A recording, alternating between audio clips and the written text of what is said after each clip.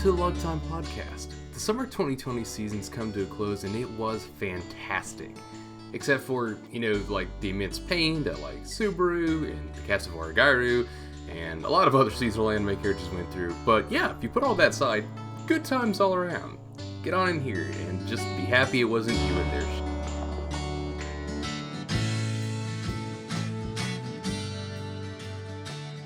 It feels so surreal to be done with the summer 2020 season.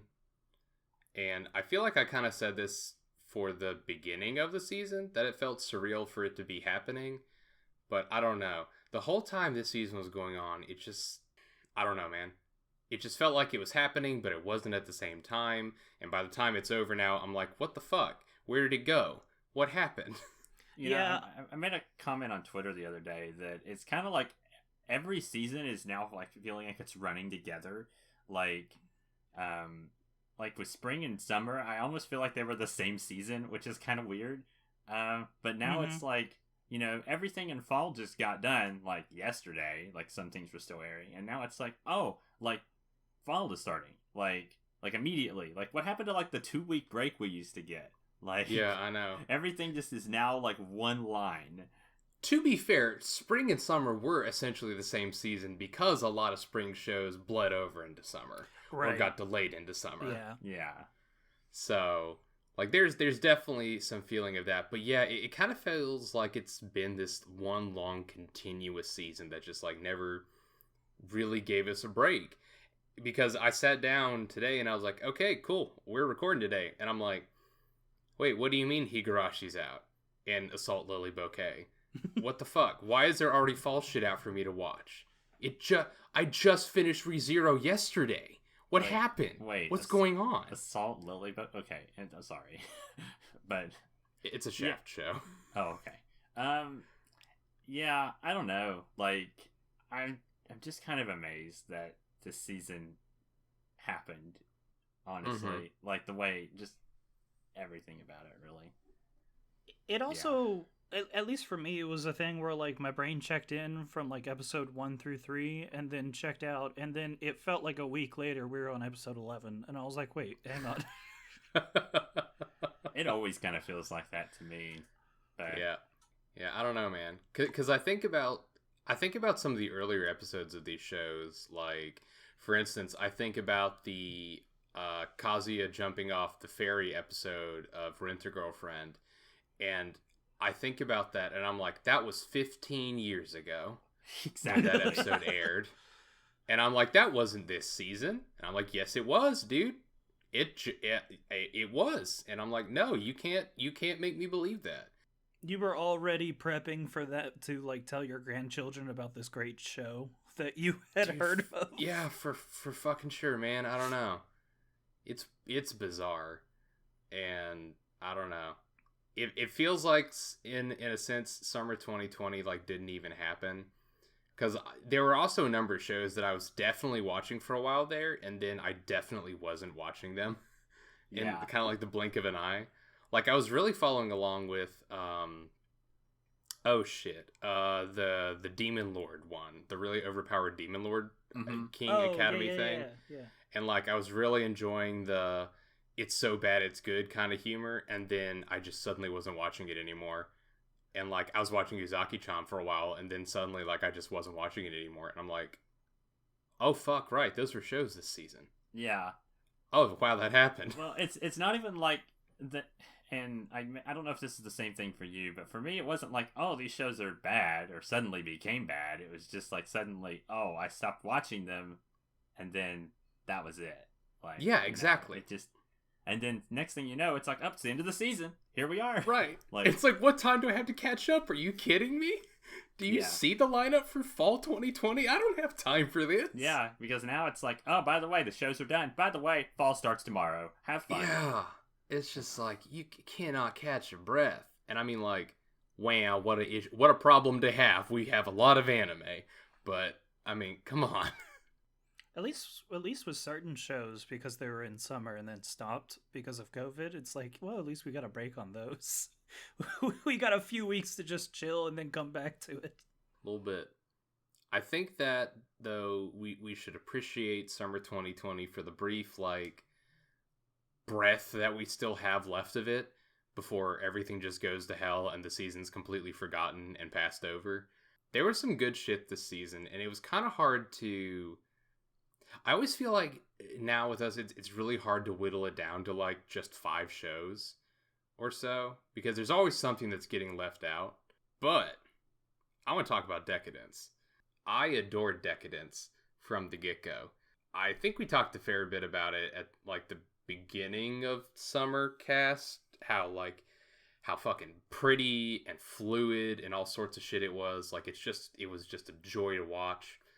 I think at that time I hadn't even got around to watching the second episode, where it had like that weird twist in it that was very polarizing for a lot of people. Yeah, I think I was the only one on our beginning of the season podcast that had seen the second episode at that point. Yeah, something like that. For all the piss babies out there that don't like the twist in episode 2, you're wrong, and it makes the show so much better. I don't care if you don't like the dorky looking little cyborgs in there. It makes it so much better than just another wah, humanity's dying and we're the last bastion here kind of shit. There's so much stuff like that out there anyways, so why would you want another one? Do you want Cabaneri of the Iron Fortress, the Squeakquel? No. Like, no one come wants on. that. Come on. Yeah. We do not need another fucking we're on a train thing and we're trying not to die show. It is a train thing. Yeah, it is.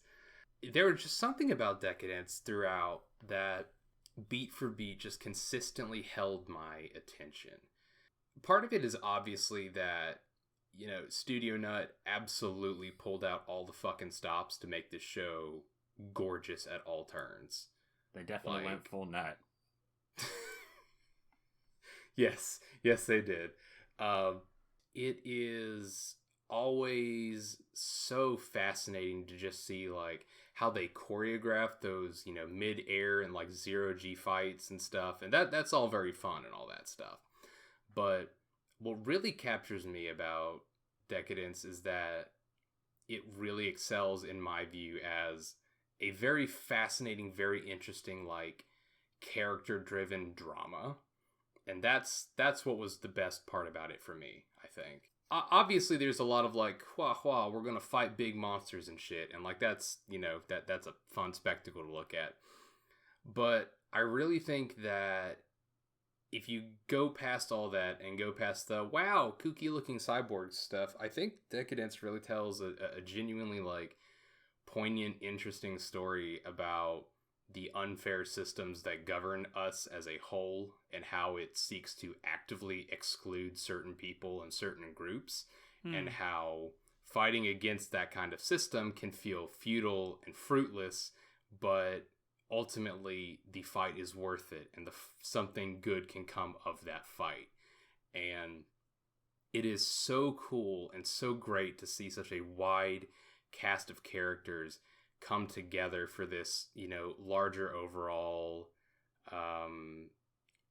collective mission, I guess. I don't know. I kind of hate that a lot of people dropped off of it so quick.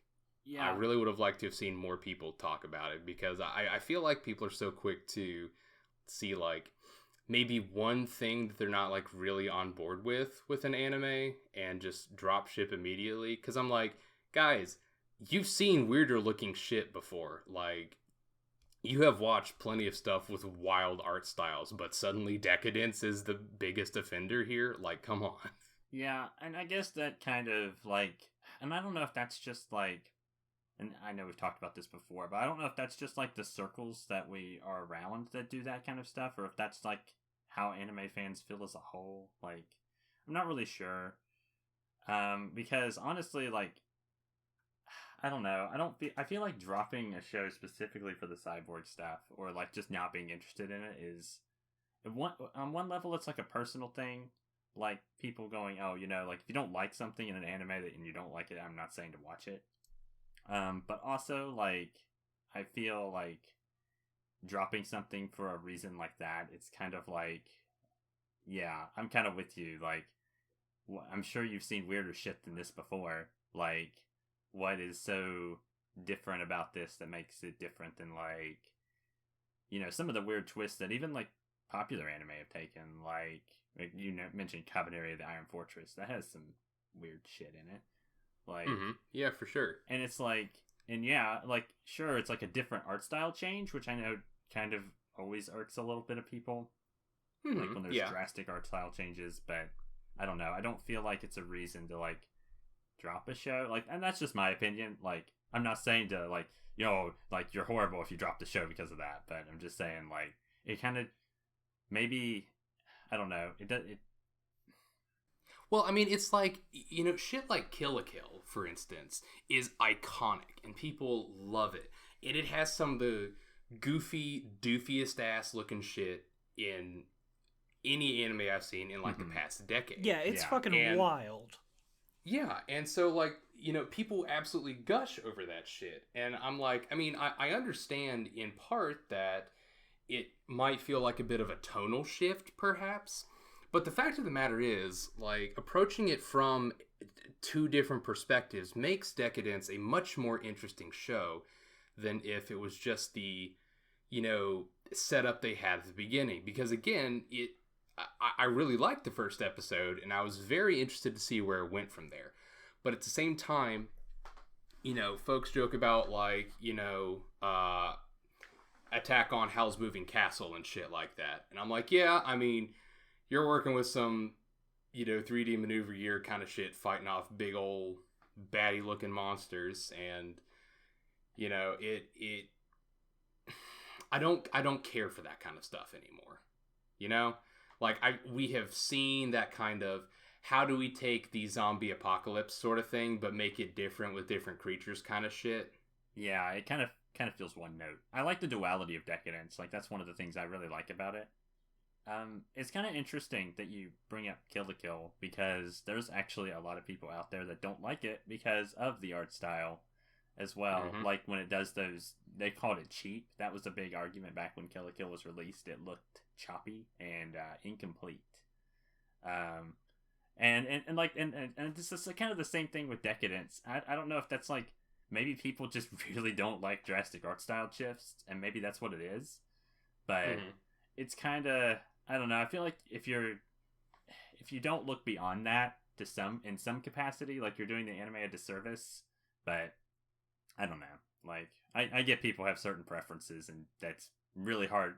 It would be hard for someone, like, with a preference against that to kind of, like, push past that and try to, like, really, like, this is just an idealistic thing, but to really push past that and try to, like, you know, because in the back of your mind, it's always there, right? Like, if you don't like something, it's always there, it always bugs you.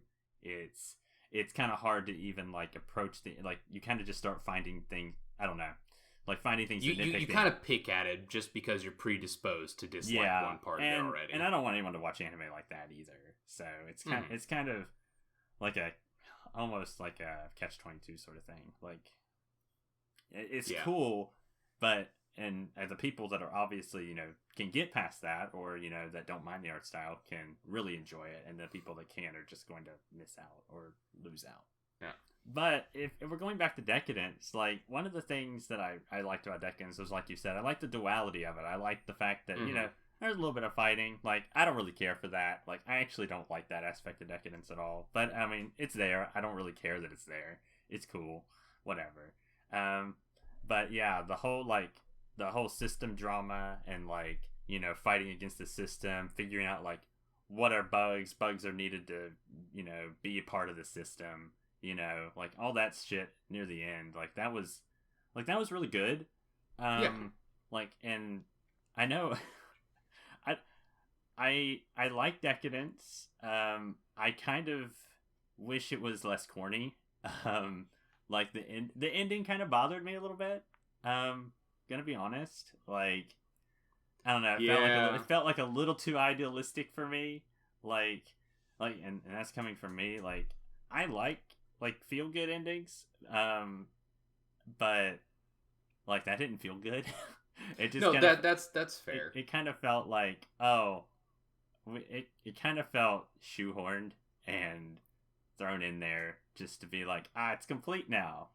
I don't know. I kind of wish they would have just like chopped off the last like couple minutes. 3 minutes, I think. 3 or minutes. So, probably. I hate. Okay, all right. Hot take. Hot take. All right.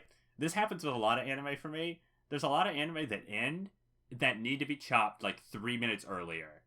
Like, and popular. This is like a thing with me. Like, if you look at a lot of my opinions on anime that do this, I do not like anime that try to do time skip post-credit endings. Like, I don't like it because they're just not satisfying. They're not satisfying, and it's really hard to do that right. Yeah, well, there's a lot of problems with it because it can sometimes like go tonally against the show, which it did. I felt like it kind of did with Deca-Dence.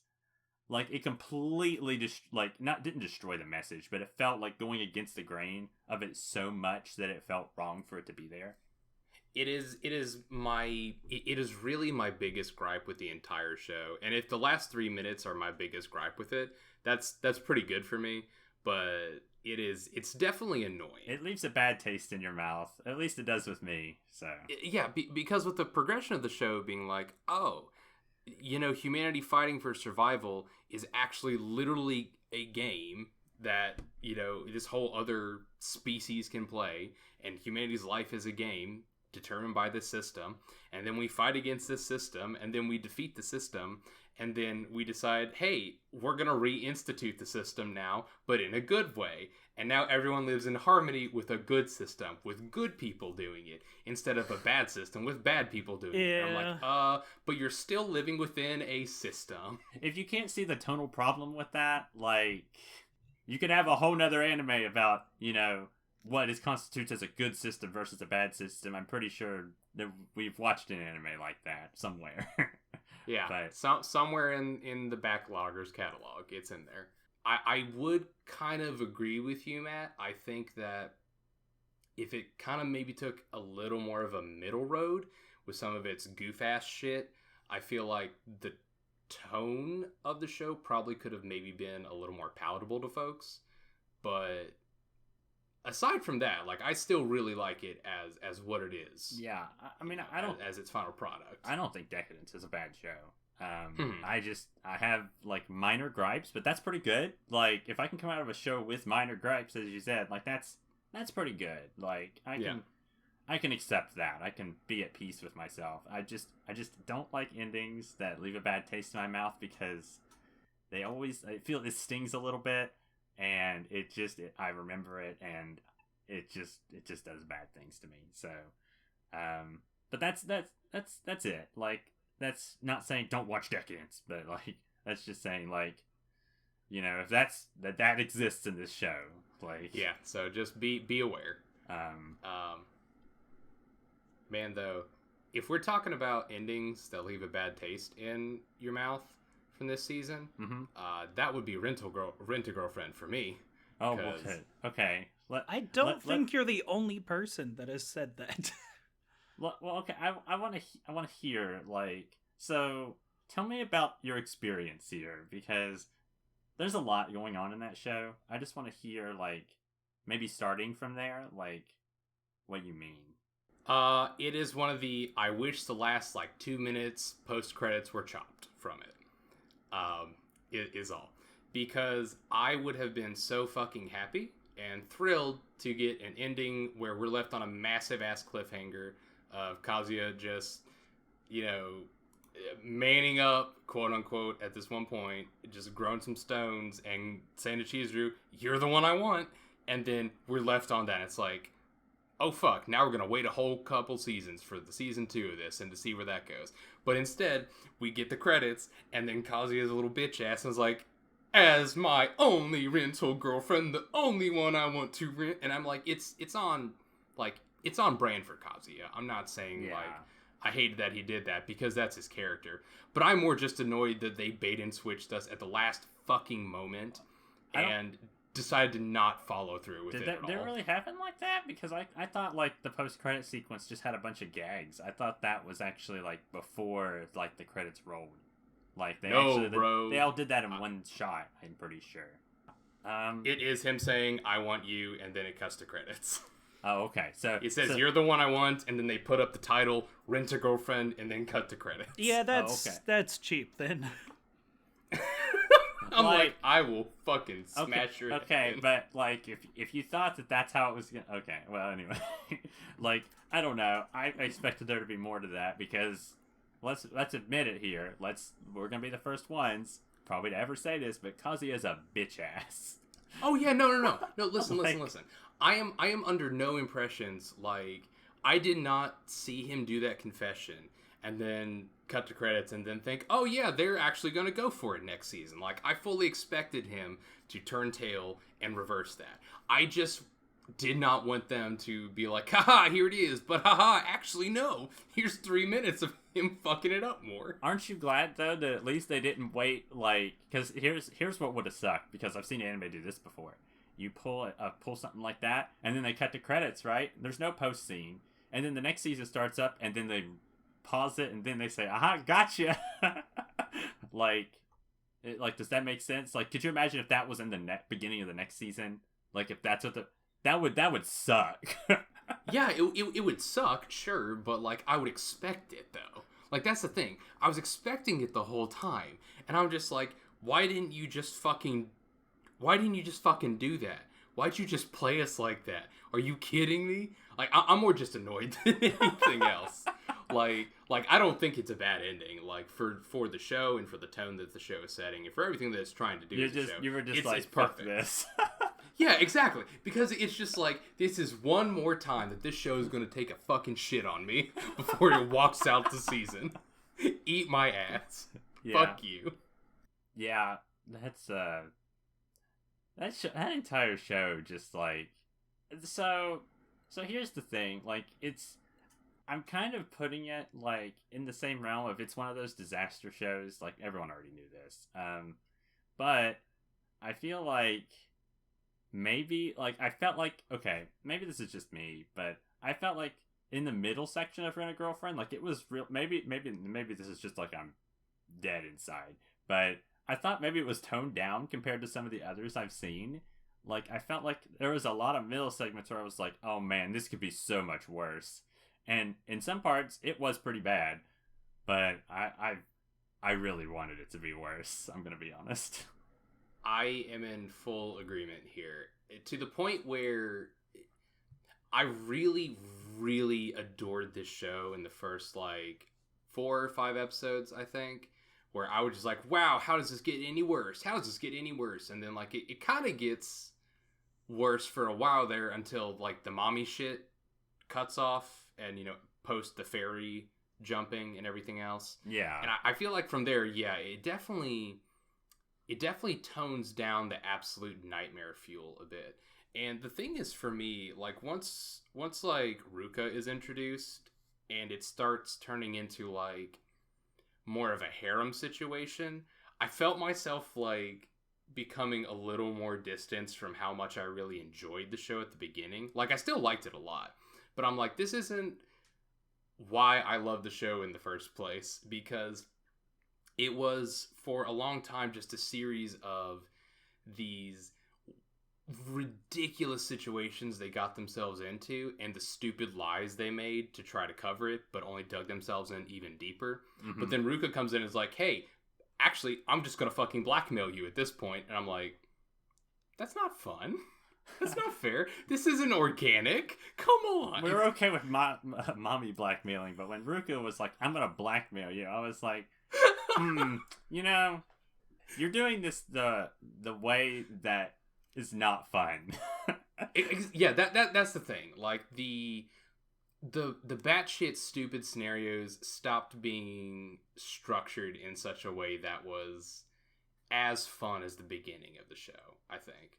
It still ended pretty strong, and I liked it. I liked the last couple episodes. Like, that did turn into a big clusterfuck, and I was like, good. This needed to be... I was glad to see the clusterfuck return. Yes. The clusterfucks were all very good. And that's very fun, and it's nice.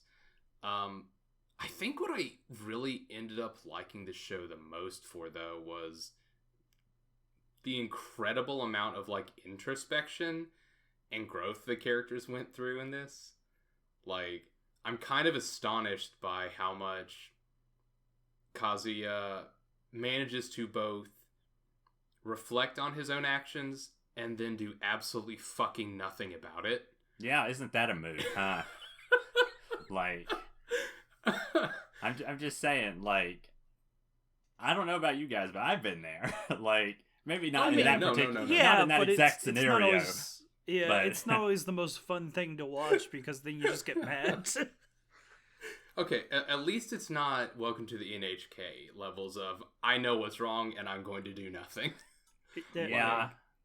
Yeah, he was kind of like actively, he was actively like working against himself, but then he's like, you know, it's like one of those things where you get into an awkward situation and then you're like, oh shit, I'm here now. Like, okay, I need to do the thing. And then you like halfway do the thing and then you're like, oh shit, I don't like this. And then you back out. Yeah. Like, the amount of times I've done that in my life is like, that was relatable. And I think that is particularly why I find Kazuya so fucking infuriating, because I'm like, dude, you know the solution, just fucking do it. Just fucking do it. It's easy to say that when you're yelling at the character on the screen. Yeah, and I'm like, just fucking do it. And I'm like, just fucking do it, because I know I haven't done it in the past, but you can do it. You can fucking do this. Yeah. And I'm like, no, of course you can't, because that's your shtick so far. Yeah, I feel like there have been several scenarios before. I feel like that, like, I think that's part of the fun of Rental Girlfriend, right? Like, not saying that you like self-insert or anything, but is Kazuya, because that's hell. But he's pretty relatable, like, because especially like a lot of people watching anime are probably awkward or have had a scenario like that happen before. Like, you know, some similar, oh my god, how did I get here kind of shit. Oh my god, how do I get here? And then, like, you try to get yourself out of it, but you don't have, like, the courage or whatever to get yourself out of it, or, you know. You know, it's just anything like that. Like, I don't know. I felt like it's pretty relatable. It is astonishingly so, and that's partially why it's so infuriating to watch. Yeah, that is definitely where the infuriation comes in. So, yeah. Also, I kind of... Okay, this is going to be another, like, hot take podcast for me. But... Matt's Hot Take Corner. Okay, so, Mommy as a character is good. Yes. Mommy is a fantastically written character. She is fascinating. Her motivations and everything are so twisted and weird and nebulous, and I'm like, what the fuck is your malfunction, girl? Beautifully written character, fascinating, very scarily reminiscent of actual people I have known. Yeah, I was about to say that. Terrifies me. I was like, I've met people like this before. I don't like those people. Yup. So, good on them for making Mommy as realistic as possible, because holy shit, I got flashbacks. Yeah, of course, you know, like, you say that, but then I look at Ruka and I'm like, I think I've met people like this before too. Oh god. And it's just like one of those things where I was watching this show and I was like, this is a little too realistic for me. Like, this is like a personal attack on my life. Please back away. It's like, who took my journals? What is this shit? Yeah. Help. But that's one of the things I liked about it. I definitely crave that level of interaction with my anime. Like, I want to see a shit show, but I also want to feel like I have been through the shit show before and I know what this is like, because, you know, I don't know. I like seeing main characters suffer. I don't know. Well, this was a good season for you, buddy. Yeah, that's definitely something, isn't it? Yeah. But yeah, no. Like I definitely understand, and that was the relatability of the characters and how real they felt, and kind of just how real the whole thing felt. Because I was like, I mean, nothing quite as bizarre like this has happened to me before, but at the same time, it's also like, I know I have found myself in some very odd situations completely beyond my control, and I have no fucking idea what to do to get myself out of it. Mm-hmm. And it's just like, oh my god, I am in pain watching this, but I love it. Yeah. I think help. Yeah. So that's definitely one of the isn't that the weird thing though? Like Rent-A-Girlfriend's all about fake relationships, but you also feel like I haven't been in a fake relationship, but I've been there. Like that's definitely like that's the show in a nutshell for me. Like, yes, that's what I like about it. That would be a great way to put it. And I mean, honestly, it was pretty good. I'm gonna watch the second season, obviously. Oh yeah, I'm chomping at the bit for season 2. I will watch as much of this as they put out. Yeah, it's like I have literally no reason to not watch it. Yeah, it's going to be great in the worst way. Absolute fucking nightmare. I think we do have at least one show to work with that was not consistently either pretty fucking grim or an absolute nightmare, and I would have to say that would be Appare-Ranman. And Wacky Racers, the anime?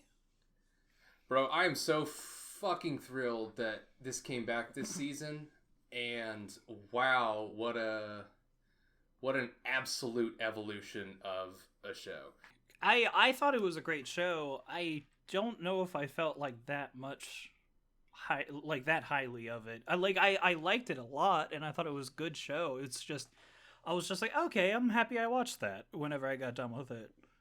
I described Appare-Ranman. So going into Appare-Ranman, I wasn't really that interested in it at all because for some reason people kept chilling it as Wacky Racers the anime, and that for some reason just like didn't make me not want to watch it. Like just that's perfectly fair. Forewarning, by the way, like when you guys like this is a general call out here. I feel like when people say stuff like that on the Twitter and they make comparisons like that, it's kind of dangerous.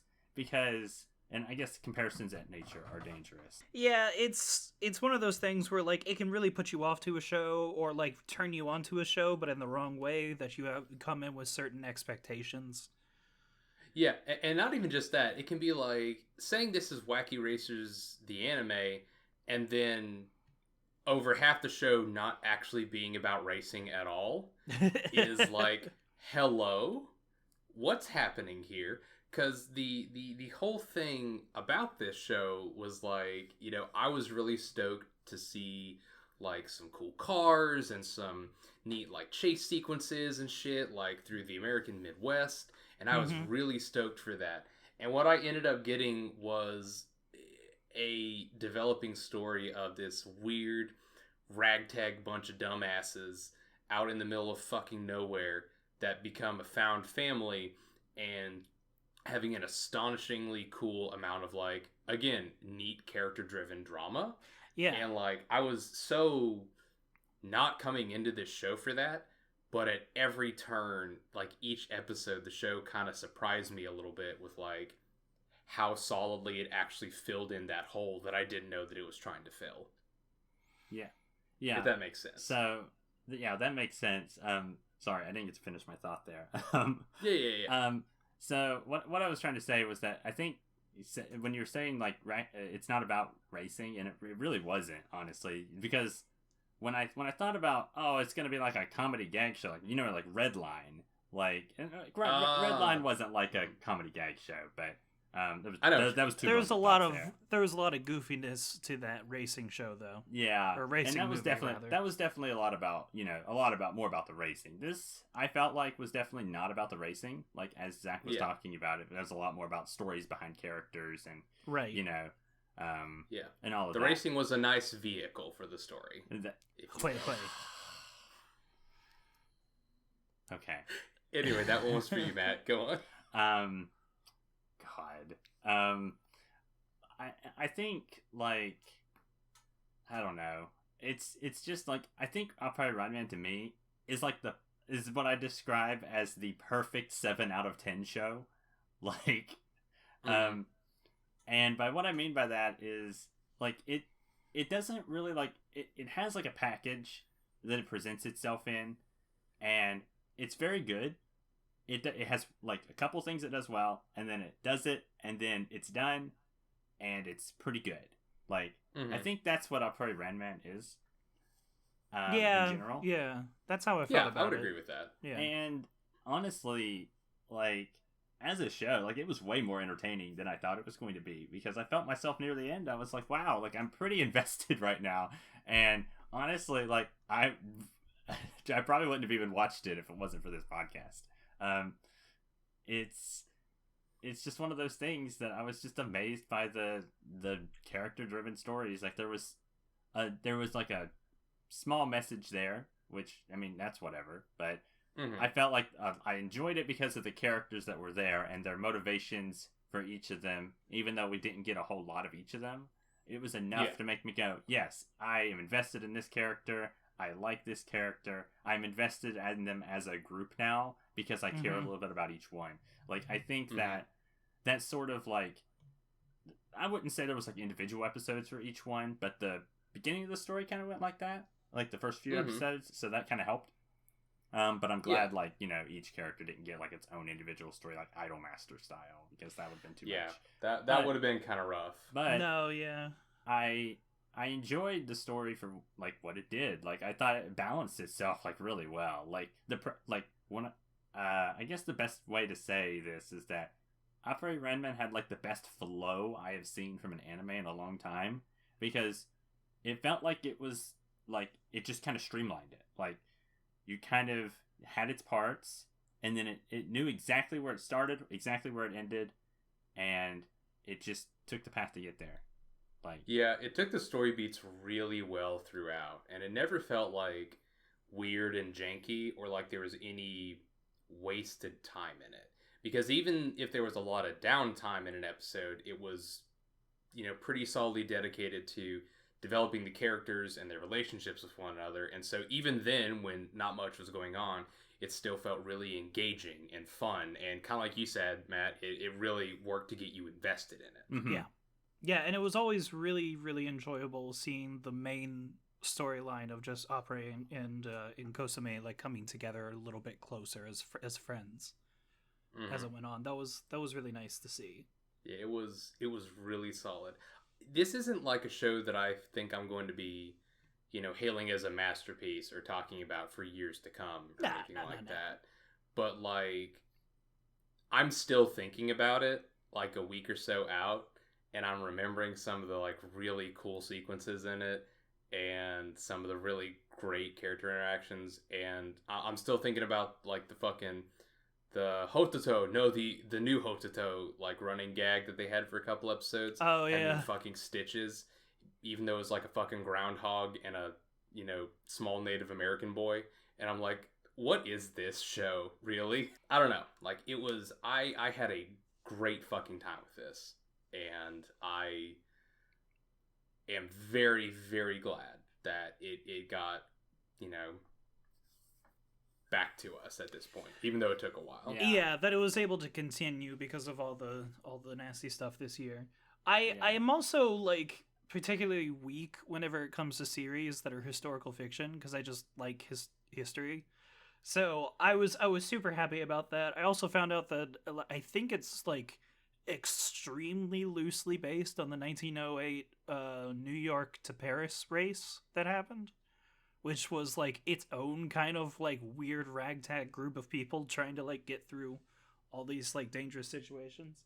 But yeah, no, like I just really, really enjoyed the setting and what they brought to it as far as that went. And also, something kind of interesting is this was a PA Works show. The PA Works kind of broke their dichotomy here by not only not producing a masterpiece and not producing something that was utter garbage. They kind of did something in the middle, which I don't think they've done in a while. So congratulations, PA Works. You know what? You're right. Probably the last thing. You're right. The last thing I think they did that was like Tari Tari back in freaking like 2011. So I was gonna say probably Sakura Quest, but okay, I didn't like Sakura Quest, but that's just me. I did enjoy that they kept up the PA Works cinematic universe by having a Don Don Donuts in it. But very nice, yeah. Yeah, that's pretty good. It was appreciated. Also, the parody companies of what was it, Ford, BMW, and General Motors. Quite nice. Oh yeah. Appreciated yeah, that. that was fun. I forget what Ford was called. It was so weird because like the other ones were just like, oh, instead of BMW, it was like GMW or something like that. It was BNW, Brand New Works. Yeah. And something like that. For some reason, I kept thinking Brave New World, and I was like, this isn't Civ 5. What the fuck? Not quite. God. Almost there. Yep. Yeah, that was a good show. I'm very glad that I was able to sit down and watch that one, and that it was able to continue. It was a fun ride from start to finish, and I really appreciate the levity and the fun that it brought each week. I was stoked to watch it each week. Also, I think it takes good. I think a one point that we didn't really discuss was like the character designs for this show were fucking great. Each character was like so unique and interesting. Yeah, absolutely love that. I feel like I agree with that. Like, I mean, that's it. Like, I don't have anything to add on to that. Yeah. I also liked how far they like drove that for each character. Where it's like we got Al Leon, which is our German boy, and then we have Hototo, who's like Native American, and I really like that there's like some additions of like skins and various things like that. And then we have what's his tits, the one of the 1003 that's still alive, that always wears the weird blindfold thing on his face. Oh yeah, TJ. Yeah, TJ, in which, like, in his car, he has a record player that he uses as a boombox the entire time. Yeah. That's pretty sick. So good. It was a very fun, very loose 1920s It was in terms of technology. Yeah, an extremely loose 1920s. But it was so good. I loved it. Yeah, it was a delight. Yeah, by the way, the I didn't really notice this, but well, I did notice it near the end. I noticed that like a pretty stellar VA cast, by the way. Yeah. Yeah, like it was pretty good. I liked all the voices and crew that worked on this. I think actually that it was like everything was stylized as if it was like early 1900s, but it was actually because they mentioned the Wright brothers plane, which would put it at like the 1880s. So like none of this shit even made sense in the first place. Yeah, but they said it was the 1890s in the actual show. So like it's in the 1890s with history from like a bunch of different shit, so they're just playing Calvin Ball with it. It was cool though to see like they would occasionally have like one of the characters eating French fries and all this other shit, and I'd be like, were those around? And then I'd like pause the show and look it up, and I'm like, oh fuck yeah, French fries have been around since like 1600s and shit like that. Or like he gets a blood transfusion, and it was like brand new technology at the time of like the 1890s when this would have taken place, and I'm just like, oh, that's cool. The historical me was just having a heyday with this show. Okay, note to self: never show Girls in Panzer. I watched that. Isn't that on our rotation somewhere? It probably is. I don't know. I watched the Girls in Panzer with some guy that was really into like World War I and World War II tanks, and yeah, that was a nightmare. I bet he probably had an aneurysm. Yeah, that was yeah. So it was still fun, but yeah, I feel like if you get too invested in the history and it's not like 100% accurate sometimes. Oh, I don't give a shit about that. I don't know. Yeah, I feel like you could definitely get too much into it. But whatever. The thing for me is that, like, whether it's Appare-Ranman or, like, Girls in Panzer, it's anime, dude. Like, they're gonna take some liberties with that, with the source material. Yeah, good show. I think we've had enough fun. Oh, no. Yeah. All right, suffering hour, let's go. Yeah, how do you guys want to hurt? Do you want to hurt and die a lot, or do you want to hurt and die on the inside? I've already done both. Yeah. I want to talk about ReZero, please. Let's talk about ReZero. What do you want to talk about, Matt? Suffering. Okay, Kyle, do you have a more tangible lead-in? I absolutely loved in this the addition of like actually delving into a bit of the history of this world and the fact that like 400 years ago you had more than just the one evil witch, and the fact that we actually get to like see them and see like how they think and operate was like really cool. Yeah, this season was very nice for filling in a lot of the lore that we got snippets of in the first season. Right. There were a lot of things that they really seeded in that first season, and they just like it was maybe a name here or like a small sentence or something somewhere else, and they just planted a bunch of little things, and they really actively pulled a lot of that out in this season, which is really only half of a season, considering we have part 2 of this coming up in January. You say it felt like one season. It felt like 3 seasons just happened. Yeah, yes, it fucking because did. like the beginning of the show, where I'm like, oh yeah, I remember when we got to see like everyone get their memories fucking wiped, and then like, and then I'm at the end. I'm at the end of the show, and I'm like, oh my god, that was only like 12 episodes ago. Like we've been in Sanctuary for 5 years. Yeah, it was like. Wow, oh like it felt like that was forever in the middle, and because there was so much that happened, like I am astonished with how much ReZero managed to do with this 12 episodes compared to the previous season, because like fascinating thing, I was kind of keeping up with it on an episode by episode basis. And, like, on the social media and shit. And I remember updating on, like, episode 4 or 5 or something. And I remember seeing a comment that someone put that said, oh, finally the story's starting now. And I'm like, have you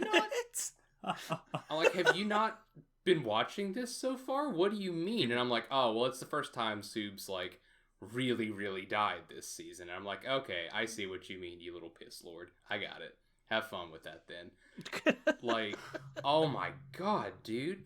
They condensed so much shit into these 12 episodes. And like... I think it's 13 actually, isn't it? Yeah, 13. Yes, it is. It is. I keep saying 12 because I finished episode 12 and I updated it and my tracker said, yeah, it's complete. And then literally the next day it said 12 out of 13. Complete. And I'm like, you said 12 yesterday, you little sack of shit. You're making me a liar? Yeah, that's part of the pain of ReZero. The way that this season went out, it's like, you can't tell me this was 13 episodes. It was just so dense. I know. Because, like, hilariously enough, it feels like the first season moves at a breakneck pace. Yeah. Comparatively speaking. Yeah. Because, like, they go places. Like, Subs goes through a number of like checkpoints and things like that and makes a fair bit of progress.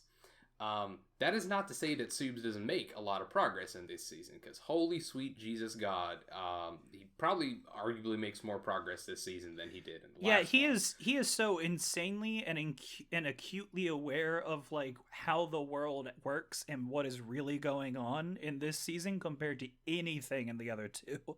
Or I guess in the last one. Yeah. It's a fucking disaster, because even though he moves like one checkpoint in Sanctuary, and then we basically spend almost this entire season just in this spot, in like one loop checkpoint for like 9 episodes, it feels like 8, 9, like the vast majority of this season. Like, the parent episode happened like 4 or 5, so like 8, at least 8. Yeah, it's nuts.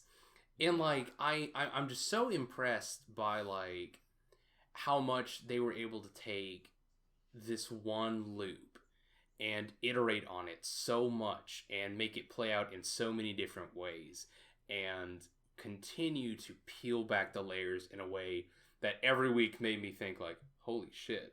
And the next week, oh, holy shit. And the next week, oh, holy shit. Yeah. And the next week, oh my god, stop. Yeah, so this is the first time, I think, in ReZero where, like, we've been through, like, even though in the White Whale arc, we went through a lot of iterations, right? But each iteration was very different from the other one, in some aspects, because that was when he met with all the different, like, what do you call them? The future vying for the power in the kingdom or whatever. Oh, okay, yeah, all the different candidates. Royal selection. That's the word I'm looking for. Yes. And like we went through all that, but those were like, it was kind of like, oh, we're gonna see different perspectives from each one. And this season, this is the first real time that we've had a checkpoint that we've been like, oh my god, the outcomes from this, like by just changing like one or two little things, like have vastly, completely just been completely different from one another. Yeah. And like I couldn't even imagine being Subaru in that instance because like because you're just like, what the fuck, like everything, like I feel like I'm doing things differently and things are going massively differently and there's no like way out of this. Yeah, I think this is one of the first times in the series that like, because most of the time during these loops it's the same thing that's consistently killing him and he just hasn't figured out the puzzle. But like in this one, it's like he gets all this shit right, and then all of a sudden there's just an insane herd of evil bunnies, and then like, all right, so that doesn't happen this loop, and now it's the actual witch, like the bad of the entire series, and then like it resets, and then it's like, oh, now I'm just stuck in a dungeon for 3 days, like.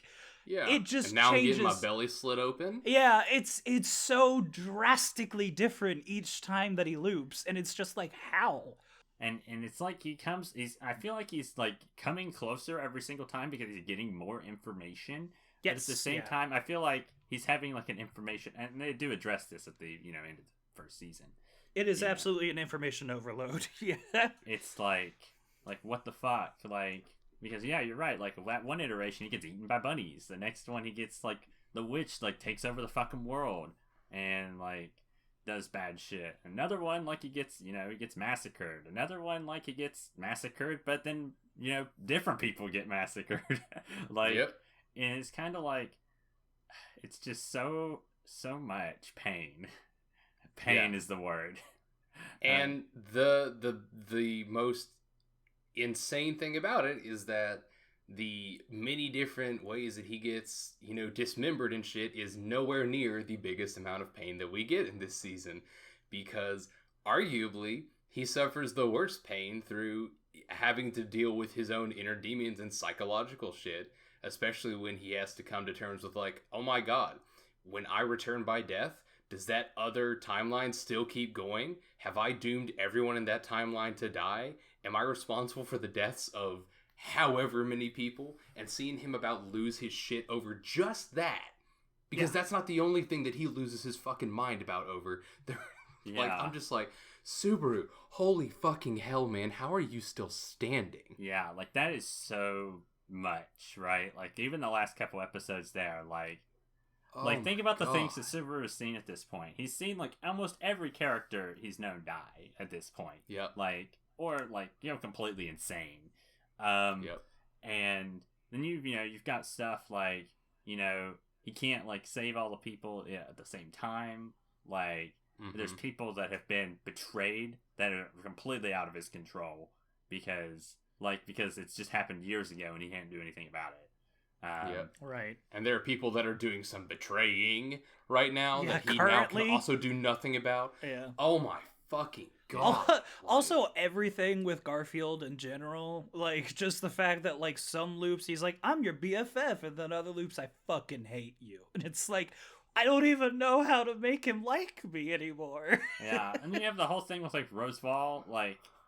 And Rosewall is that guy. I don't know what is going on there, but that just gives me all sorts of feelings of bad.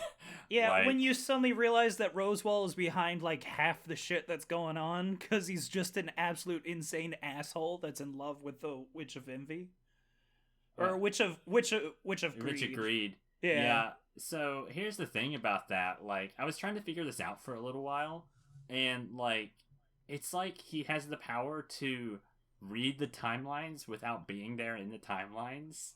Right, he has the book that shows him like what information he needs to know. Yeah, and so like each iteration of Rosewall is like updated with new info, but it's like it's the first time for him. Yeah. And it's, oh my god, like the butterfly effect shit that they do with that is mind-boggling. And yeah, Rosewall is basically He's basically 1 week friends every single time. He's just fuck you. Yeah. Fuck you. He's Fuck just like, you. I forgot everything. Oh, hey, here's a book that's telling me everything.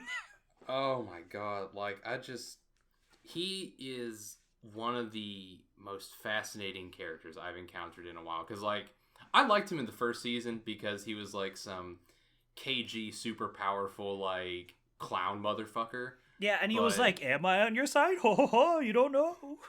And I was like, oh, that's just him being goof ass. And now I'm at the end of the season, I'm like, is he on his side? Oh, because, like, oh my god, he's fascinating because, like, as insane as he is, I can, in a way, understand where he's coming from. Yeah. In his motivations and why he's doing all this awful, awful shit. But at the same time, like, my dude, there are other ways. You don't have to do it this way. Yeah, he's so single-handedly focused on one thing, and so it's causing him to just, like, ignore all other possible ways that shit could go down. Yeah, and the whole thing with Subaru interacting with that is, like, super interesting because of the fact that, like, you know, Subaru's kind of going through the same thing. Like, in ways, there's parallels between Roswell and Subaru. Yeah. Oh yeah. Roswell is kind of a dark mirror to Subaru, and even kind of says that, like, on the last episode. Yeah. Yeah, and I mean, like, Subaru even acknowledges it because he's like, I'll never be like you. You know, all the while he is kind of seeing elements of himself that are very much Roswell or Roswell adjacent. Yeah, had he not interacted with the witches and, like, had his own understanding of who he is and like fighting back his own demons, he absolutely would have been Roswell this season. Yeah, he could have been anyway. Yeah, he definitely was getting. I don't think he would have made the decision because I think Subaru realized that, like, even like before the Echidna actually, like, interacted with Subaru, like, in that like the prior episode 12, I guess, where she goes through a whole monologue in the final tea party. Yeah, and she goes through, like, the whole spiel and, you know, kind of outlaying, like, the contract she wanted to perform with Subaru, which, by the way, that episode was fucking amazing. Basically, I feel like he never would have made the contract anyway. I understand how tempting that is. Like, especially from that perspective and the mindset he was in at that time. Just being able to, like, you know, be like, I have to save everybody. Like, and I guess, I mean, I guess at this point, it's kind of proven that she was kind of leaning him in that direction with all the trials that she was putting him through. Especially that second one with the timelines and shit. Until, I'm glad, well, I don't know really understand, like, the dynamics of the witches. I'm kind of like with Subaru on this because I'm like, you guys are really weird. He's like, you guys are really evil. It's like I like the idea that each one is basically just their sin taken to an extreme, is what in his body is. Because sometimes you look at, like, the Witch of Wrath that's, like, healing him and helping him out, and then you realize she's only doing this because she's, like, pissed off at the other witches. Yeah. It's kind of one of those things where I looked at that and I was like, I mean, they're, like, sometimes they're good and sometimes they're bad, but then I started really thinking about it and I'm like, that's kind of like how those work, though. Like, yeah, right, yeah, it kind of always works like that, so it makes sense, you know. Like, they're not just one note kind of characters. They're deeply complex, deeply fucked each individuals. Of those, if you think of this, I guess if you think about the cardinal sins in some way, like, there are good and bad aspects of each one. Like, you have to possess, you know, some qualities of it to be human, but also other qualities to, you know, or if you take it to the extreme, it's bad, sort of thing. Like, and I don't know, maybe I was thinking too much about it, but I was just like, wow, like, this show is really deep, and, like, there's just so much going on. My brain was in so many places. That's also something that I really liked about this season, is that because it's like each witch is like, you kind of see, like, oh, okay, no, that's how, like, humanity kind of works. Like, you need a little bit of this and a little bit of that, but it's just each of these witches is taken to an extreme. It really humanized the main bad guy of the series, the Witch of Envy. Because, like, yeah, she's, like, totally off her rocker right now, but you even see her in the final episode saying, I just want you to love yourself, because you refuse to. And it's like, that's something that Subaru honestly did need to hear. And so it's like, is really interesting to like take what was initially just this like otherworldly evil entity and then like really humanize them. Yeah. If nothing else, it really did a lot of good to make you really sit down and think like, okay, but like, is the Witch of Envy like really actually the big bad here? Like, who is the big bad? And it really leaves you sitting here being like, I mean, is there one? Is there one central, like, this is the big villain? Because all this show has done is set up the fact that we are essentially dealing with, I mean, aside from the objectively bad cultists, we have just a bunch of different factions all vying for their different ideals. And they're not all necessarily, like, outright wrong or bad. They're just vastly different perspectives. And so, you know, it's so interesting to see how they can develop these characters that have such wildly different motivations and that are so just batshit insane, some of them, and they do awful things, but you can still appreciate them and be interested in them and be like, why the fuck are you like this? What got you here? Mm-hmm. It's fucking masterful character building. This season has been that. I was kind of a little skeptical at first because I was like, wow, there's a lot of characters. There's a lot going on. Holy crap. And then as I went on, I was like, oh, because we're spending a lot of time in this arc. Like, there's a lot of pieces here. And yeah. And we're still not really at the core of the problem. Which we never solved the issue for this loop. Yeah. Like, we didn't. But we have got Subaru on a path to actually trying to get help. This was the episode 18 moment of the first season. Yes, it is. You're right. Okay, all right. 18. We have seen the suffering. Let's go. We got it now. We're on the right track. Yep. As long as he can stay there. I mean, it would kind of suck for us to come back with a part 2 of the season and for it to just plummet from there. Oh my God, I don't think I could take that. The only thing that I'm waiting for now is just because the very last thing that we see is Otto just fucking deck Subaru. I will fucking scream if like episode 1 of this of like when it comes around. What is it? Winter? Yeah. Come back in January. Yeah, come back in January, and Otto's just like, I'm also looping. It's like, what? Oh my God. Like, I would fucking scream. He's like, I know everything that's happening. I've just been playing the traitor. Oh my God. That would be horrible. Also, shoutouts to Garfield the cat being a super buff cat. It's not Garfield. He doesn't. There's no D at the end. Every single time that they say his name in this show, there's a D. I swear to it's you. Garfield. No, there's. Just don't you fucking dare call him Garfield. He's worth so much more than that. Yeah, that's right. I did find it. I mean, Garfield is unfortunately worth quite a lot. He has quite a massive net worth. But that's not the point here. I just love the fact that you have big buff cat dude and he's orange and his name is Garfield. Stop. Just quit. No, we're done. Just quit. We gotta go. One more thing I want to mention, by the way. Like, was anybody creeped out when, like, Amelia went insane? I was very uncomfortable. Yeah. Like, that was, like, one, like, okay. Honesty time. Like, characters like that, like, it's really hard for me to, like, I was like, oh, it's still Amelia. I love Amelia, right? Like, that's great. And then I was like... It's not her anymore, Matt. And then, like, that scene happened, and I was like, okay, this is weird. And then, yeah, like, near the end of that, I was like, okay, I'm scared now. I'm walking away. Yeah. It's not her anymore, Matt. It looks like her, but it's not. Yeah, hey, no. Speaking of exactly that, I also have one more thing I want to say, and remember when, like, and this is just, we're going into straight up spoiler territory right now, as if the rest of this hasn't already been, but like this is explicit stuff.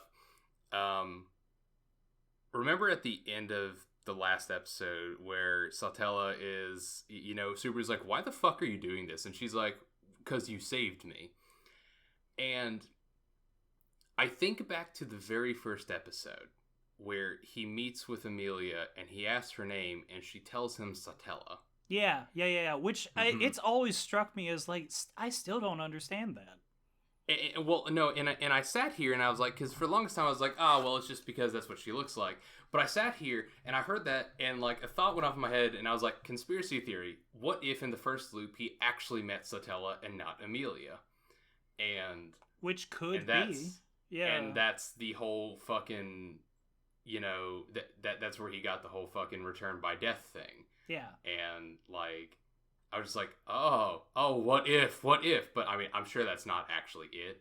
But like, I was at least like, I can entertain this thought for a second and drive myself nuts. Yeah, it's an interesting one. It's fun to think about as a possibility. Well, here's something to think about too. This is kind of like the crux of like the entire series. Why can Amelia not pass the trials? Like, what's going on with that?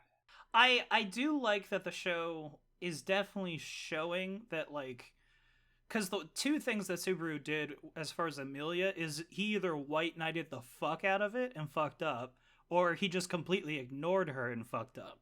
And so it's like, I like that, like, we are finally getting into this point where it's like he can no longer do the trial for her. So now he actually has to give a shit about her.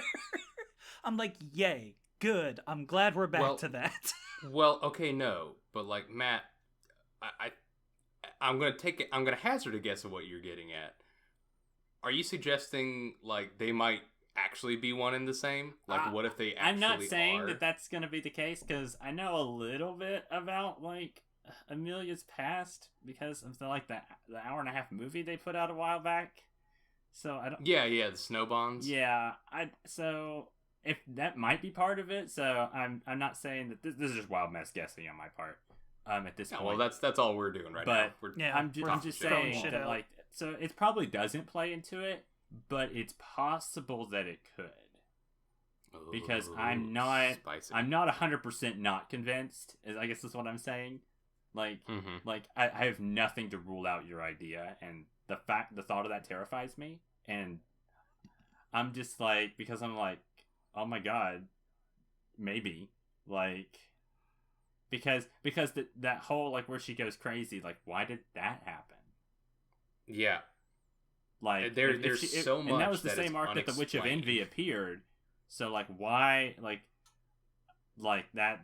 I'm trying. My brain is trying to figure out that episode, and with what you just said, I'm just like, oh god, like. Yeah, and very obviously since the beginning, like there has to be a reason why the Witch of Envy and Amelia look so similar. There's some kind of connection there. Right. I don't know what it is. Yeah, because it's not that they look similar. It's that they're dead ringers for each other. Yeah. It is not like, you look kind of like it. It's like, you are exactly the same right. It's person. Like, you could make the argument of, like, if instead of Envy, it's like we had the big bad was, like, Echidna. Because you're like, okay, they kind of look similar. They might be, like, sisters or something. But, like, no, Amelia and the Witch of Envy it's dead ringers. Yeah, that's... I don't know, man. I don't know. That's... Oh my god. Pain. All I know is that for the next 3 months, I'm going to be driving myself fucking nuts over this. Welcome to Subaru's world. Yeah, I know. Part of me is like, am I just going to fucking break down and read the web novel? But... Good luck with that. I was looking up characters earlier on like a wiki because I couldn't remember who the fuck anybody was as far as the witches go. Because all of a sudden we get introduced to a whole bunch of them, and I'm like, all right, wait, which name is which witch? I'm just like, which witch is which? Yeah, which witch is which? And I accidentally had something spoiled And That's so, why you don't go to wikis for this. Yeah, so just go to fucking Mal or something. See, I got lucky when I did the same thing a little while back. Like when the witches started to appear, and I was like, wait a second, like hold on, there's a lot of witches appearing right now. Like who is who? Which they ended up explaining, by the way. Thank God, because I ended up seeing some other witches' names, and I'm like, oh, okay, well, I just got spoiled on that. I don't know when they appear, but apparently they did appear. I just wanted to know if they all appeared or not, really. And then they did. And I was like, okay, avoided spoilers because it actually happened. Okay, good. Yeah, that's why you don't read wikis. It's very dangerous. Don't do it. Well, that's one bit of torture in show form. God, please don't. It's been how many years now? It's been what, 4 or 5 years? It feels like since the last season of Yahari. It feels like forever. Like I think I was still in Huntington whenever we watched this all together. Yeah. It's pretty crazy to think about. Yahari, man. So this last season of Yahari, I've got a lot of thoughts about this, and I oh man, where to even start? So okay, let's address this real quick. So who thought in a million years that Yahari was gonna have a prom arc, and like deal with all that shit? Because that's I wasn't really expecting that. A prom arc where the actual prom itself is like negligible and takes up like maybe 3 minutes of screen time. Yeah. The prom itself means nothing. They even had 2 of them, and neither of them meant a thing. I mean, they meant a lot of things, but like in terms of like visual screen time, not a whole lot. I mean, yeah. Like, okay, so a lot of it was the act of, performing, not performing and the prom, planning the proms planning and everything. Right, the prom itself wasn't the important part. It was everything like working around it. Mm-hmm. Yeah. For the last act of this story, this is not at all what I expected to have to fucking deal with. Yeah. I couldn't have possibly imagined what they were going to do with this last season, but this was not it. This was not at all it. Also, it like surprises me still that this is just their second year in high school. They still have a full fucking year together. Yeah. Yep. That didn't really connect until maybe halfway through, and I was like, wait, they're not seniors? Yeah, they're not graduating? What? Wait a minute. There's so much finality to this season that I was just like, wait, hang on, they're only second years? What? And that's when the real existential dread of it all really started to kick into overdrive, because I was like, oh god, it would be one thing if they have to make a choice and they all split. Yeah. But it'll be another thing entirely if they have to make a choice and then see each other every day for another fucking year. Yeah. Oh my god. Ooh, yeah, that's a stinger right there. Oh my god. And the show does not mince words about making that a stinger. No, it doesn't. Holy fucking hell. Like, okay, so honestly, like the first couple episodes, I was like, okay, like it's Yahari. I'm ready to have a mental breakdown by the end of this. Let's just go. And then for some reason my brain said, let's watch ReZero and Yahari back to back. And that was a horrible idea. Like, I'm surprised that I'm not mind broken to like a million pieces. Not a good idea. Don't recommend it. But yeah, like it started out so tame. And then like as it went on, I was like, oh, they're not going to really have to do this. They're not going to really have to do this, right? Like this is... And then as it got closer, I was like, they're going to be doing this, aren't they? Yeah, it really bait and switched us with the beginning of the season. Yeah, that was... Because it was like... It's like, we're getting a breath of fresh air. We never fucking get a breath of fresh air in Yahari. What's going on? Right, yeah. What is this? Yeah. Holy Because, like, from the outset of Season 2 on, it was just, like, no breaks, and we're just going. And so to kind of reset back to that point was like, oh, okay, this is fine, I guess. But, oh my god. And it didn't fucking let up either. Because, like, I'm so... So the thing that I am struck with is that I am all at once, like, both astonished that we got such a direct choice and conclusion out of this.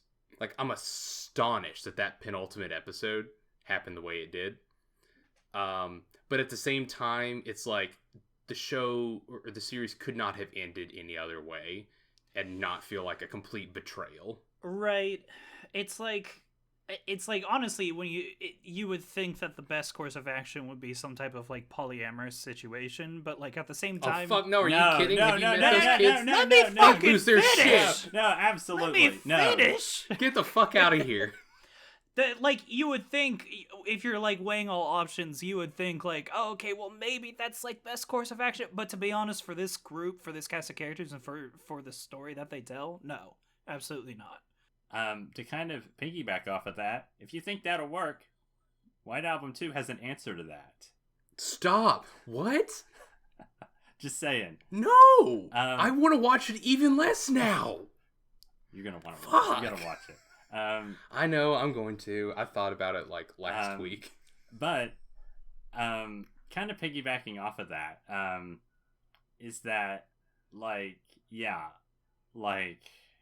the ending of this is not exactly what I expected. But at the same time, I thought to myself, what did I really want out of this? Like, it was one of those that I was like, this is what I wanted, but this is not what I wanted. Like, sort of thing. Like, it's one of those sort of things where it's like, I didn't know how this was going to end.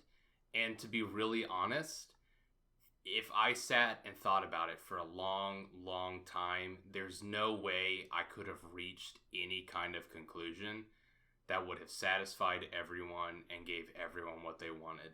And that is the reality of Yahari. And I really respect it for doing it the way it does, because it would be very easy for some series to like do some kind of ass pull to try to make everyone happy in the way that they want it to. Right. But it takes a lot of guts to actually just pull the trigger on that and be like, not everyone is going to be happy with this. Not all the characters are going to be, getting what they want in this. And that's just how it is. That's life. I mean, it's like, that's been the two big things about this series is like pulling off all the masks of bullshit that people try to put up. And then finally at the end here, it's also just like, not everyone is going to get what they want. Like, that's unfortunately life. Yeah, which honestly, and the more I think about this, the more I come to a realization that Wataru Watari is a great writer, because there are so many things in the third season I thought about that I was just like, oh my god, like I thought that season 2 was pretty well written, but there was a lot of feelings in season 2, and I think the whole like genuine, not genuine thing in season 2 was like a very big crux moment of the entire series. But I think season 3 is probably where the writing really shines. Like, it's like there are so many moments where I was like, what, like it kind of was a continuation of that conversation, but also like not. It's the natural evolution of it at that point. We're kind of trying to look at things for how they are, and they're kind of trying to get how everyone else views it. Because when they kind of went from the pivot to where Yuki's sister was like, y'all's relationship is super codependent, and how that became this weird fucking focal point for a long time, and them trying to struggle with that up to about the end, where a good old sensei was like, okay, but like that's just one person's opinion, man. Like, how can you sum all this up and all your feelings and everything y'all put together in one word like that. You know, it just doesn't work that way. Right. And it was so interesting to see that evolution of like, okay, but like, what is the heart of this? What is the genuine thing that we're looking for here? How do we put that into words? Or how do we, put that into actions as opposed to words? Yeah. And it was, Matt, it is fucking top tier shit. Like the whole conversation where sometimes words can't express everything that you want them to. And like, right. that whole conversation, like that was top tier. By the way, kind of like an off remark. When Haruno said that to Hachiman, she had that conversation. She's like, you know what your relationship is? And Hachiman says like a love triangle. And I was like, yep. And he says that. And I'm thinking, that's not, and I literally said this out loud. And I'm like, I know exactly what she's going to reply with. Yep. And I literally out loud, I even said, this is a codependent relationship. She's going to say that. And I did too. And then she fucking said it. And I was like, oh my God. Like, I'm like, you can't just say that. And I'm like, but of course she would say that. Yeah. And like, and it's not like that I hate Haruno, although I do hate her. It's kind of like she just says the reality of it. And I'm just like, but no, you can't just say that.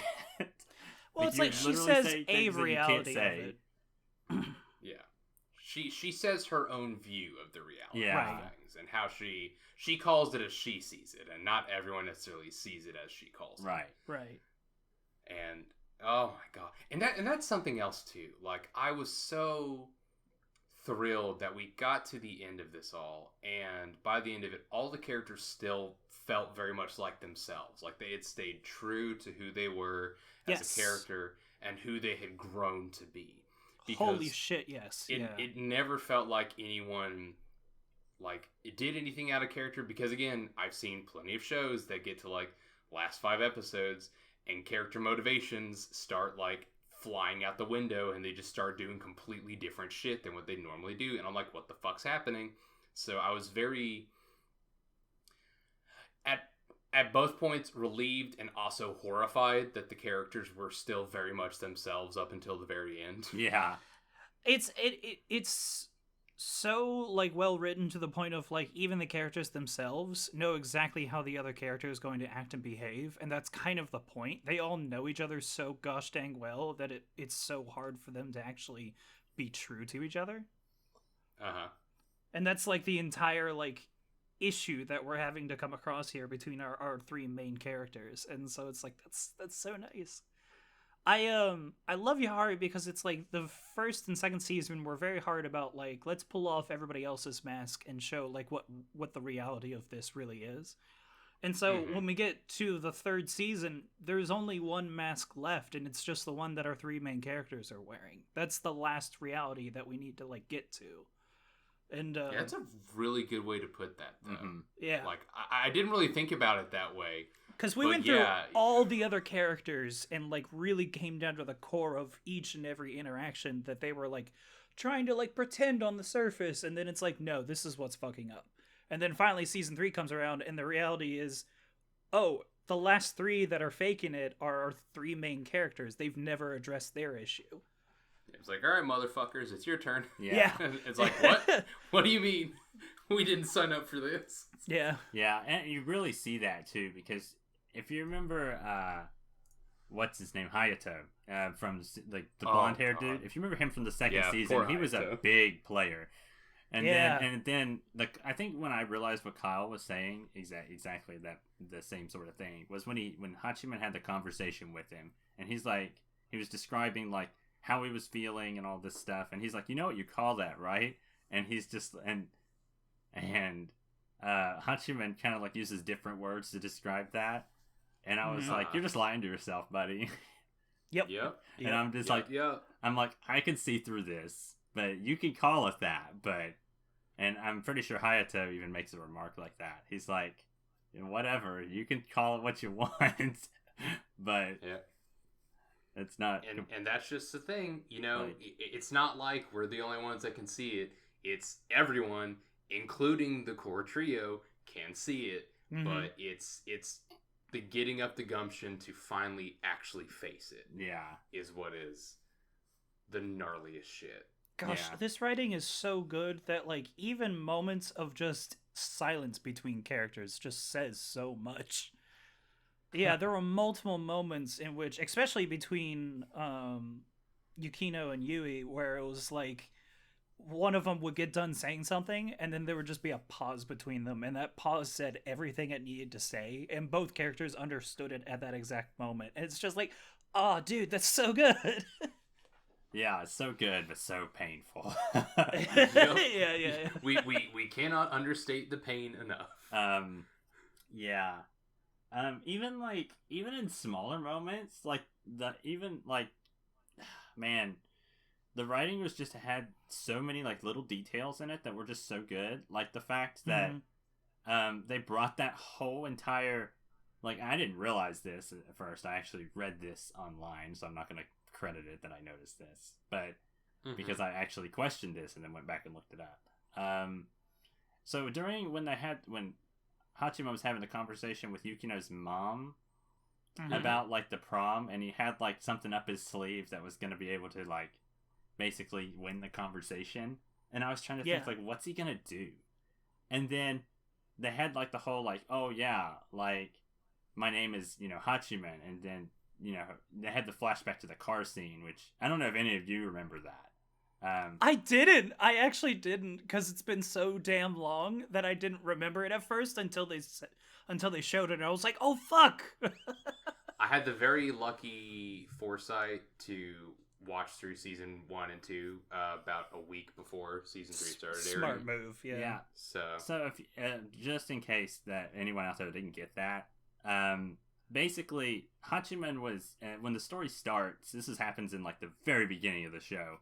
Is that he's delayed his first year of high school because he was in a car accident for 2 months of the first year, and that was because, and I think they revealed this somewhere in, I don't remember if it was season 2 or season 1. They flash back to that's season 1. They flash back to this and they talk about it. But yeah, because I think Yui's dog was involved. He was trying to save Yui's dog or something. Then he gets hit by the car, and Yukino's mom was driving the car in the car or something. Anyway, so that when I realized that very beginning thing that he set up, like in the beginning of the story, had finally come full circle around and had been used as like the like, I guess, like just like the resolution. He as in the author. Yeah, as an author. Yeah. I was amazed, like, because I was just like, wow, like he set that up so long ago. Like, that's so smart. Yeah, it's astonishing. And even if he didn't like set that up with the intention of like the specifics of it in the end, even if he just kind of came upon it, the fact of the matter is, using that resource to make it full circle, regardless again of whether it was planned from the beginning or not, is still just god tier shit. Yeah, that's impressive either way, honestly. Yeah. Whether that was literally like, oh, I've got a brilliant idea and wrote it in the novel last minute, or if he like planned that out, like either way, amazing. Yeah. Good, top tier, top notch stuff. Other pretty big highlights. A rap battle between Hands Guy and Hachiman. Hell yeah! Like, okay, that was not something I knew I needed in my life, but I'm glad that happened. I can't tell you how many times I've watched that at this point. It was so good. Also, fucking Hands Guy won. Yeah, and he did it without using any of his buzzwords. Yeah. That was the biggest shock of the season. Biggest reveal right there. Like, I know he's like, I'm trying not to use them so much at school anymore. I just remember, fucking dude. I just remember, I don't remember if I linked it or if Zack linked it in our Discord, but you basically said that, like, you're like, no, I told you the Hands Guy was going to reappear, by the way. Like, I told you that at the beginning of the season, and I didn't have any clue if he did or not. But you called it. You called that shot, and it came through. Yeah, and then you saw him, and you're like, no! And then, like, because he's doing, like, this fucking, like, hair ploof thing, and then they do the rap battle. And then I was like, that's something I could have never predicted in my lifetime. Like, that was surreal. Yeah. Good shit though. It just it never once felt predictable, like at all. Like this whole fucking season was just like yanking me along everywhere, and I'm like, I hate all this. It's very good. I am digging the story, but I'm in so much pain. That's funny. Oh, good dialogue there. Oh, I'm hurting again. I love all of this. And It's weird. like that was just the thought process the whole time. It's weird because I had no idea where anything was going until it got to about the beginning of episode 11, and then I was just thinking, there's only one way this will end, and then it did end that way, and I was like, I guess, like, just logically, I was thinking, like, in reality, there's only one way that this could possibly come around in some, like, decent way and be a good ending for the series. Way. Yeah. Okay. So, I kind of actually went, like, back and forth. I felt like I was about to have a revelation in, like, episode 8 or 9. And because initially I was thinking, okay, going into this, there's only one way this can go. And I don't know if that was just wishful thinking or whatever. And I was like, okay, this is what the ending has to be. And then I started thinking about it. As the episodes went on, and I kept thinking about it. And I was like, I mean, it's kind of going that way. And then I got to about episode 5 or 6, and then I was like, wait, I don't really know if I want it to end like that. And I was like, because that's gonna hurt a lot. And it was like there was no way that there was going to be a happy ending, that nothing hurt anymore. It's like, no, in some way or shape or form, something was gonna hurt. Yeah. My theory for the end changed no less than 5 times over the course of the season. Because, like, through everything from, like, you know, he does end up going with Yui because that would be the best move, and Yukinoshita needs some time on her own to really find herself. But then I was like, but he should actually probably end up with Yukinoshita because they're actually pretty good for each other. And honestly, Yui needs to really develop, you know, who she is apart from other people. And then I was like, but they actually all need time away from each other, and so maybe they end up with no one. And no one's end up with anyone. And, like, it's just, every turn, it was throwing me for something new. And I was like, I don't know how this ends. I have no fucking idea. Yeah. What is the best ending? What is the best solution to this? I'm not gonna lie, guys. Like, so going into this, like, I thought Yukino was gonna, like, and I thought it was gonna end exactly the way it did. But there was a middle part where I was like, I'm pretty sure, like, so I don't remember what episode it was exactly, but there was, like, a moment between Yui and Hachiman that I saw, and I was like, it could go that way. And I was like, that might not be too bad. Like, I could probably get on board with that. And then I realized, like, the toxicity of all that. But, you know. But I still kind of wanted that.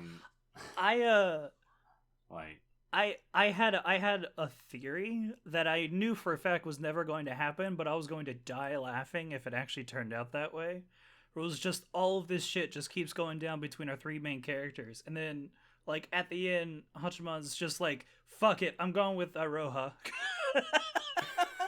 Fuck all of this. I'm picking the blonde girl. God, that would have been such a disaster. Oh my god. I knew it was never going to happen, but I was like, I will die laughing if the author just decides that's the end. Yeah. The thing is, like, I say, like, my theories changed a lot, but I mean, how can you see the end of season 2 and not know that, like, there is only one way this ends? Right. Yeah. Like, how can you not know that it's, you know, Yukinoshita in the end? Like, there's literally no way you can see that final episode and not know from that point on.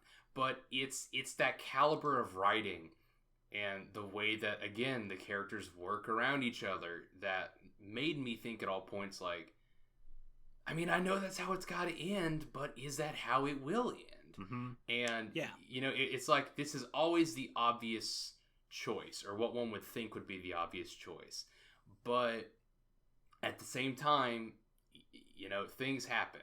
people change, characters change. It's like, oh my fucking god, I'm losing my mind watching this thing. Yeah, like, and I guess that was kind of my mentality to it. And in the end, was like, man, it's got to end like this. But I guess I could be the fool here, and yeah, and like yeah, I could be being it. played right now, because that's happened before. So I don't know. And then we actually got the ending, and I was like, well, this kind of is okay. Like, I guess the bad thing about Yahari is that I get the ending that, like, in my mind, I consider, like, this is the good ending, and I was like, but this ending still kind of sucks. Like, yeah, like, this doesn't make me feel good on the inside. Like, like it's a good ending, and I was like, but I don't feel good. It's a good ending. I also don't want the good ending to also have Iroha coming up to Yui and saying, it's okay to like someone that's already in a relationship. There's nothing wrong with that. You might have your shot later. It's okay. It's okay. Like, She is such a shit. That just fucking She is hurts. such a shit. Demon. That just hurts a lot. and like, it just hurts so much looking at Yui, like, kind of like joke along with her, but also see deep down that she's internalizing hurting it a bit. And I'm just like, oh my god. Oh, it's the worst. It's the fucking worst. It's... Also, I'm so sad that the little sister and Ishiki, like, didn't have more time together. That we'll just never really get that because this is the end. Because I'm like, fuck, those two together are so fucking hilarious. Oh, yeah. Yeah, I don't know. Like, the fact that I don't know if anyone else did this, but yeah, when Yui was talking at the end, and she's like, yeah, I have a problem. And I just I read the whole thing in, like, a really sarcastic voice. Like, because I just imagined it's how she was saying it. And I was like, yeah, I like this guy, but he's in a relationship. Help with my best friend. Yeah. What do I do? Yeah. And I was like, oh, yeah, okay. I guess we could help with that, I guess? Question mark? Yep. And I mean, like, they're like, yeah, this is gonna take a while to talk about and sort through. And I'm like, yeah. Yeah. Yeah. Fuck that. Yeah, that was... Absolutely fuck And I like how the that. show just ends there, and I'm like, cool, that doesn't feel very good at all. Like... Not the feel good rom-com ending you want. No, there's well, I don't know. I liked the ending just because it was like, yes, we're going to be working on this, and this is not just one and done. Oh yeah. I mean, yeah, like, logically it's fine, but emotionally that tore me apart. Yeah, their school youth is wrong as they expected. Yeah. So yeah, that is definitely, like, it lived up to its name. Yes, it did. God. Like, I just can't believe it's over. I know. Is it over, though? Or is this the ride that never ends? I'm pretty sure it's over. I mean, it's over, but... I fucking hope so. Like, I can't take any more, guys. Like, if another novel or something was put out as, like, supplementary shit or, like, some epilogue sort of shit, I'm like, I can't do this. You cannot make me read this. Do not do it. I will say as I go out of my way to find it and I need some closure. Gosh, it would be such a tease if you started writing a novel, but it's from somebody else's perspective, like for their senior year. And you just see the main characters like interacting, obviously, but also like more so in the background, and you're like, oh, fuck you. Oh my god. No. Yeah, no indeed. Oh my god. There was a lot of pain and suffering and bad things. There's a lot of good things. There's a lot of things I liked. There were good moments. Show. It was the good times and the bad times. Like, it was the best of times. Yahari gave and gave and gave. Yeah, that was the show that literally kept on giving, and I didn't want some of it. It's like, no, please take this back. Come on, I didn't ask for this. Yeah. Oh man. Oy. Wow. Yeah, I'm glad we ended on this because I am so fucking drained. Yeah, well, I think talking about Yari and ReZero back to back is draining in of itself.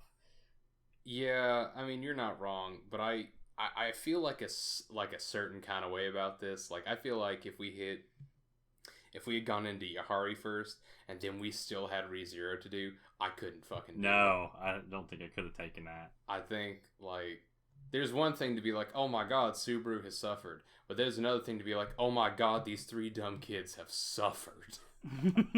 Yeah. And I was like, oh, oof. Good season. What a great season. Now on to the next one. Like right now. Like right now. Except not right now. Fall gives us... well, it is, except right now, because I've already watched shit from Fall. Oh, God. I watched fucking Higurashi today, and oh god. Oh god. I haven't watched it yet. Still got some time on that. Yeah, I'm just happy that we got the summer season that we did. Yes. Yeah. One last little thing, just real quick. I do not want to make a big segment out of this, but I got to watch what is currently available of The Great Pretender, and holy fucking hell. Oh my god. Good? If y'all haven't had an opportunity to watch it, you need to put down anything you're doing and watch that. I was so sad that got locked away by Netflix, and so I really want to get started on it now. Yeah, well, I mean, I plowed through the whole thing on Netflix, so... Netflix. Really good dub, too. Exceptionally good dub. So, check that out. That's fun. Anyway, well, I guess we'll check everybody in just a couple weeks for the next podcast. Yeah, I need to take a nap. Yeah, I want to go into a deep forever. Sleep. I need someone to put me in cryo and be you like, don't have hey, the bud, time. It's time. Someone just needs to fucking put me under something. I can't do any more of this. Jeez. Okay. All right. Thanks for coming along, folks. Yep. See you next time. Bye.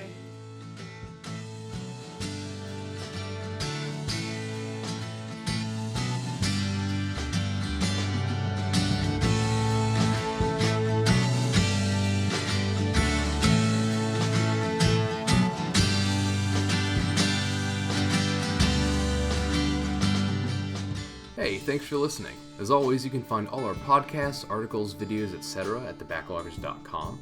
Our intro and outro song is The Bear by Shell in the Pit, who you can find on Spotify and Bandcamp. And we'd love to hear from y'all in the comments on our site, on the podcast platform of your choice, or by just being honest with your feelings. We believe in you, Anime Protag. And as always, we're on Twitter at @the_Backloggers, so pull the log and stop in for a bit.